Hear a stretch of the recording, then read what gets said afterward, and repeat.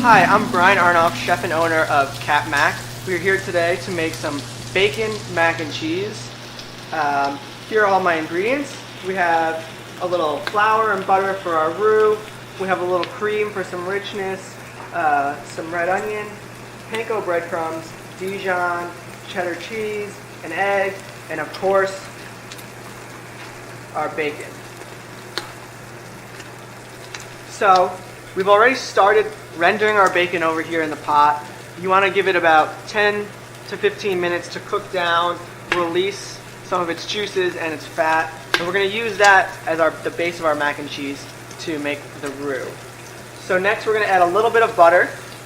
That's going to add to the fat inside of the mac and cheese. I want to give this a little stir, making sure that our bacon's not burning or sticking too much to the bottom of the pot. We're going to add a little red onion. The onion really adds a little depth of flavor to this mac and cheese and a little aromatic quality.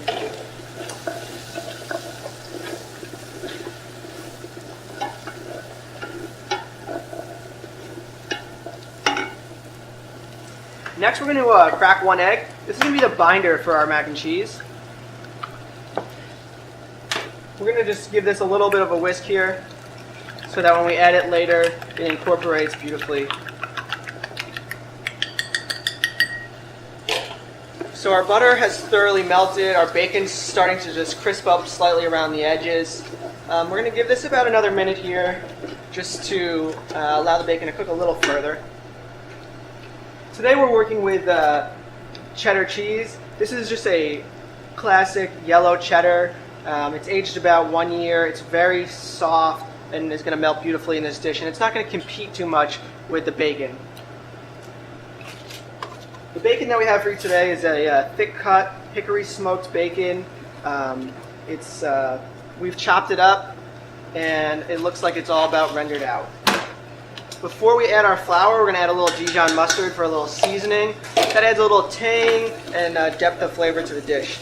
As you can see, we've got some good, what we call fond on the bottom of the pot, that brownness. That's going to add a lot of flavor. As we add our flour and eventually our milk, we're going to be scraping that fond off the bottom of the pot.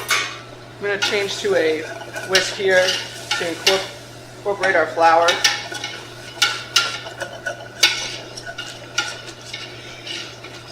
We now have our roux, and it looks like it's cooked out beautifully. We're going to add our cream first. And right after the cream, we're going to add in our scalded milk. It's about 3 cups of scalded milk for this recipe.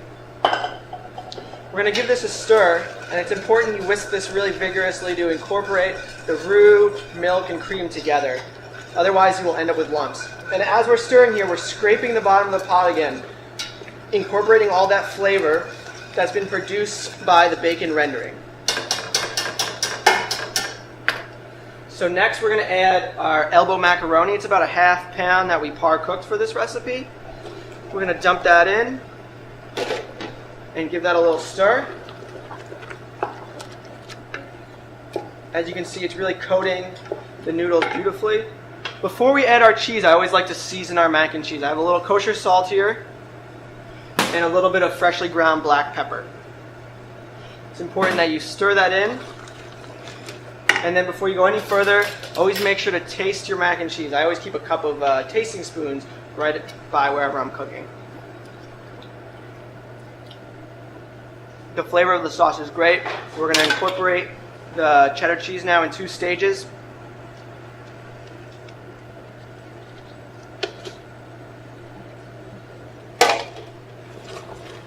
It's always important to incorporate your cheeses a little bit at a time. That way your sauce doesn't break and it allows each incorporation to melt down very smoothly. And again, avoiding lumps in your mac and cheese. So you can see our cheese is now almost fully incorporated. Since we are baking this, it doesn't have to be 100% melted. It will continue to melt when we pop it in the oven. We have our 1 beaten egg. We're going to add that, and you want to quickly whisk that in so that it does not scramble. Today we just have a pre-prepared pan, a little spray, and we're going to spoon this mac and cheese right into the pan. yeah, look at how ooey and gooey this mac and cheese is. You can see the crispy bacon, the cheddar cheese, a little bit of that red onion. It's going to be delicious. A little bit of panko breadcrumbs is going to create a crisp topping for us. We're going to pop this in a 350-degree oven for about 25 minutes or until it's golden brown and delicious. And we'll see you when it's ready to go. It's been about 25 minutes. Now we're going to grab our mac and cheese out of the oven.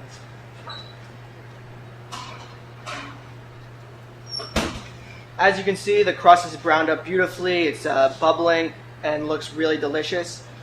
Today we made a mac and cheese with bacon and cheddar cheese. Thank you so much for watching. I'm Brian Arnoff from CapMac.